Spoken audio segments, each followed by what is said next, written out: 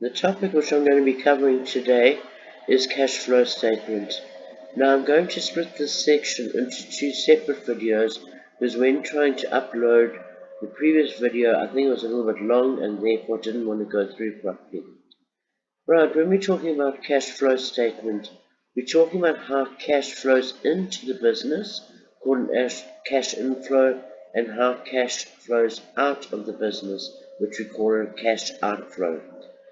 If money is coming into the business, you will show that figure as a positive amount, and if money is going out of the business, you will show that number as a negative amount, and obviously therefore put the number in brackets.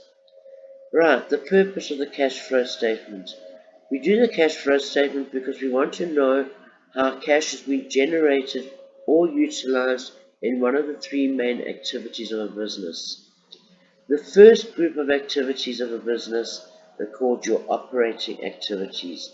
Those are your day-to-day activities, things like buying and selling of stock, paying expenses, paying back creditors, debtors paying you, and so on. So everything that happens on a day-to-day basis will be grouped under operating activities. The next main group of activities is called the investing activities. Here we're talking about buying and selling fixed assets and increasing or decreasing of fixed deposits. And then the third main group of activities are called your financing activities. Financing refers to how the company gets its capital.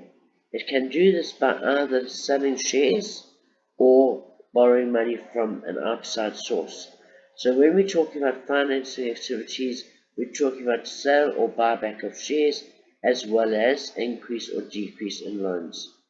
Now if you analyze the overall effects of these three activities, once you've recorded the changes in each of them, you're going to prove that the difference between the two cash and cash equivalent amounts is correct. In other words, you start with the beginning of the year, the cash flow statement shows the changes, and the balance you get will be at the end of the year. The method I suggest you follow is, first step, start at the bottom of the cash flow statement and calculate the change in cash. In other words, fill in your opening cash balance, then fill in your closing cash balance, and then work out the difference between the two, and this will give you your change in cash. The next thing you need to do is to move on to the operating activities. So you're going to start with the notes for cash generated or utilized from operating activities. You're going to look at the effect of dividends, income tax, and interest paid. Once you've completed that, you move on to your investing activities and see what has happened to your fixed assets and fixed deposits. And the last thing you're going to do is you're going to calculate and record changes in your financing activities. In other words, have you sold shares, bought back shares, did you borrow more money or pay back a loan?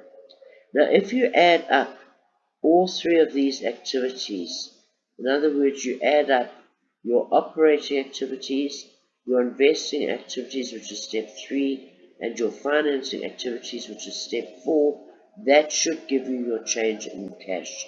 So that's the way you can actually check that your cash flow statement is correct, because the cash flow statement should balance.